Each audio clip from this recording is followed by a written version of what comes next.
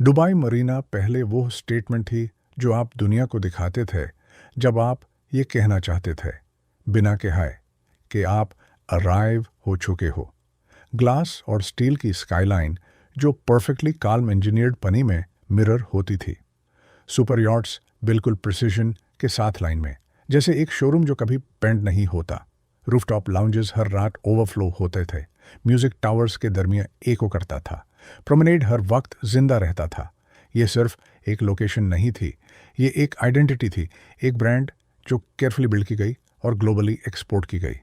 इसको break down करने से पहले और दुबई मरीना की रियल स्टोरी में घुसने से पहले मेक श्योर लाइक करो, सब्सक्राइब करो और मेरे साथ बने रहो। जो यहाँ हो रहा है वो सरफेस से कहीं ज़्यादा बड़ा है। तो फिर क्यों लोग आज दुबई मरीना से गुजरकर कुछ बिल्कुल डिफरेंट डिस्क्राइब कर रहे हैं? काम नहीं, रिलैक्स्ड नहीं, बल्कि एम्प्टी, एक खामोशी जो इस जगह के लिए अनफेमिलियर लगती है। ये किसी एक इवेंट की वजह से नहीं हुआ। ये मल्टीपल प्रेशर्स का रिजल्ट है जो एक ही वक्त में कोलाइड हुए, एक दूसरे पर स्टैक होते गए और एक ऐसी सिचुएशन क्रिएट हुई जिसे दुबई की टूरिज्म मशीन ने या तो एंटिसिपेट नहीं किया या फिर फुली एक्नॉलेज नहीं किया। स्टार्ट करते हैं सबसे अनअवॉइडेबल फैक्टर से, रीजनल कॉन्फ्लिक्ट। फरवरी 2026 के एंड में यूएस और इजरायली स्ट्राइक्स ऑन ईरान ने एक चेन रिएक्शन स्टार्ट किया जो दुबई तक जल्दी पहुंच गया। Air space disruptions, wide spread flight cancellations और वेस्टर्न गवर्नमेंट्स की तरफ से ट्रैवल एडवाइजरीज लोगों को यूएई ट्रैवल रिकॉन्सिडर या अवॉइड करने का कहा गया। सर्फ कुछ दिनों में इम्पैक्ट नजर आया। होटल बुकिंग्स सिर्फ डिक्लाइन नहीं हुई, वो शार्पली गिर गई, कुछ केसेस में आधी से भी ज़्यादा। रोज़ाना हज़ारों फ्लाइट्स डिसरप्ट हुई और बहुत सी पूरी तरह कैंसिल हो गई। ये स्लो डाउन नहीं था, ये सिस्टम का सडन ब्रेक था। दुबई का टूरिज्म मॉडल हेविली डिपेंड करता है कांस्टेंट ग्लोबल कनेक्टिविटी पर।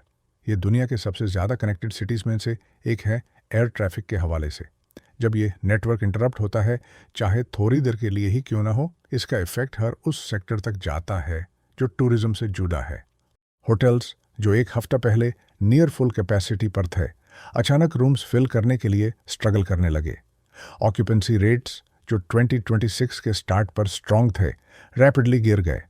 कुछ प्रॉपर्टीज़ ने रिपोर्ट किया कि वो अपनी यूजुअल लेवल्स के फ्रैक्शन पर ऑपरेट कर रहे थे।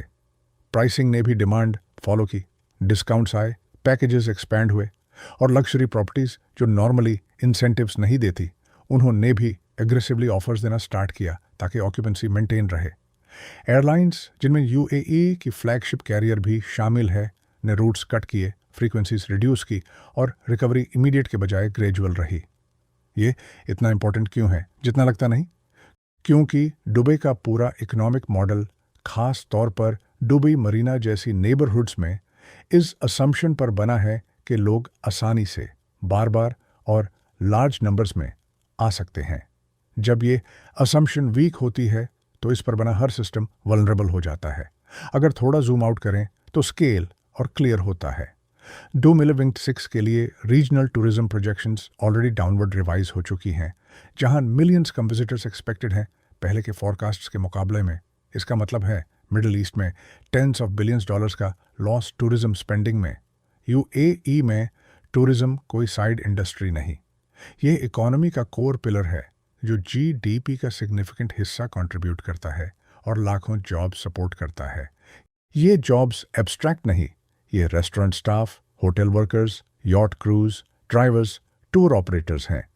ज़्यादातर एक्सपर्ट्स जो अपॉर्चुनिटी के लिए दुबई आए।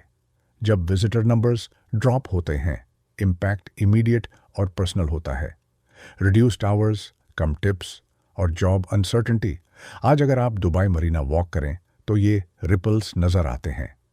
आउटडोर डाइनिंग एरियाज जहां पहले रिजर्वेशन ज़रूरी होती थी, अब एम्प्टी टेबल्स नज़र आती हैं।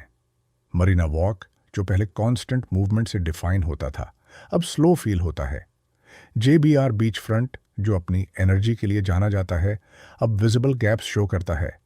पूरी तरह डिजर्टेड नहीं, लेकिन नोटिसेबल फ़र्क के साथ। कॉन्ट्रास्ट कभी सटल लगता है और कभी स्ट्राइकिंग। लेकिन यहाँ स्टोरी और कॉम्प्लेक्स हो जाती है। कॉन्फ्लिक्ट ने सिर्फ उन वीकनेसेस को एक्सपोज किया जो पहले से मौजूद थे। जियोपॉलिटिकल टेंशन से पहले भी अंडरलाइंग प्रेशर्स बिल्ड हो रहे थे। पेपर पर सब स्ट्रॉन्ग लग रहा था, record breaking tourism, rising revenue, positive headlines. लेकिन अंदर से एक डिफरेंट रियलिटी डेवलप हो रही थी।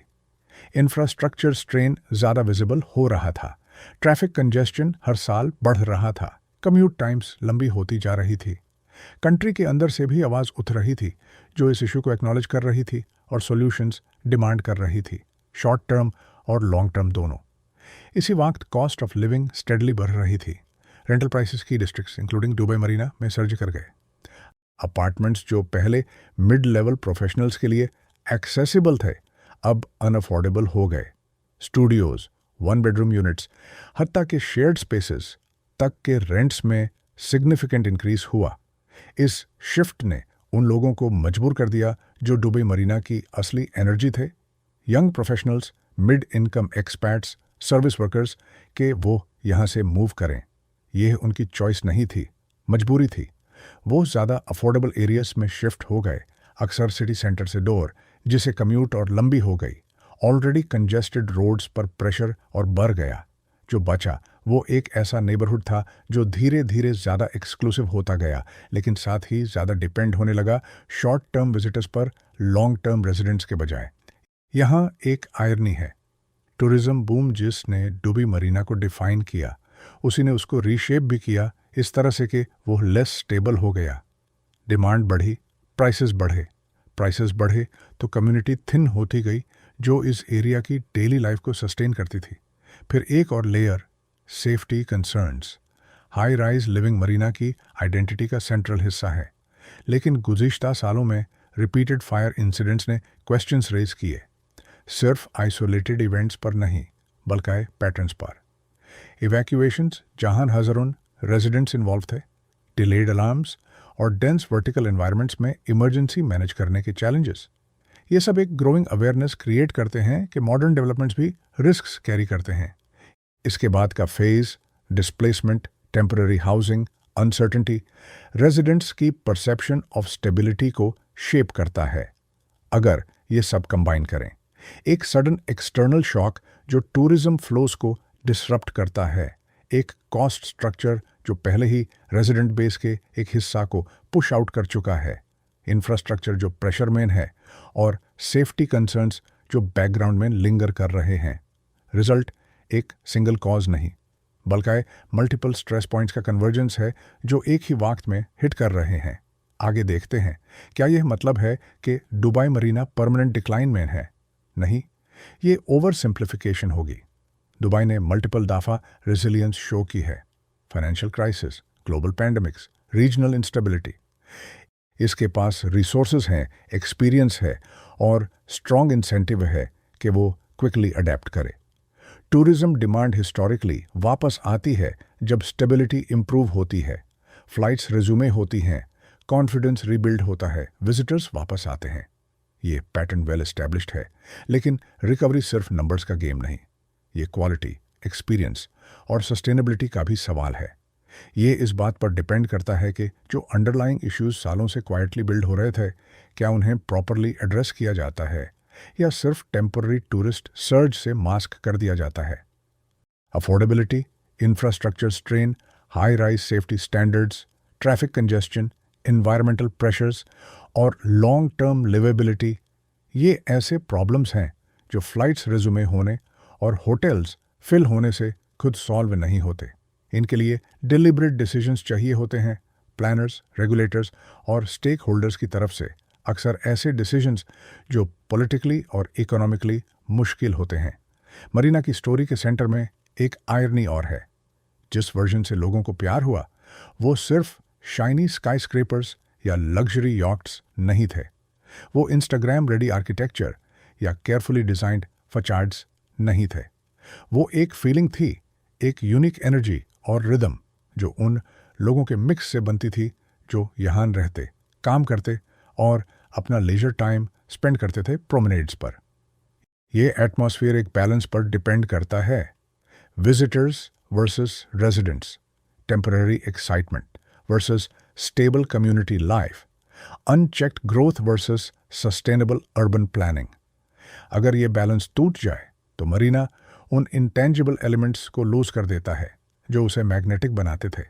डीप क्वेश्चन यह नहीं कि दुबई मरीना दोबारा बिजी होगा या नहीं, किसी लेवल पर ऑलमोस्ट ज़रूर होगा, क्योंकि दुबई के पास इंफ्रास्ट्रक्चर, रेपुटेशन और अपील है जो क्राउड्स को वापस ला सकता है। रियल क्वेश्चन ये है कि कौन सा वर्जन वापस आएगा, वो वाइब्रेंट, कॉस्मोपॉलिटन, लाइवली एनर्जी जिसने लोगों को अट्रैक्ट किया, या एक ज़्यादा महंगा, ज़्यादा कंट्रोल्ड, शायद सैनिटाइज्ड वर्जन जहां लग्जरी तो हो लेकिन बस, स्पॉन्टेनिटी और ह्यूमन एलिमेंट कम हो जाए, जो इस जगह की रूथ है। जवाब अभी अनफोल्ड हो रहा है और यह उन डिसीजंस पर डिपेंड करता है जो इस वक्त behind the scenes government offices और बोर्ड रूम्स में लिए जा रहे हैं।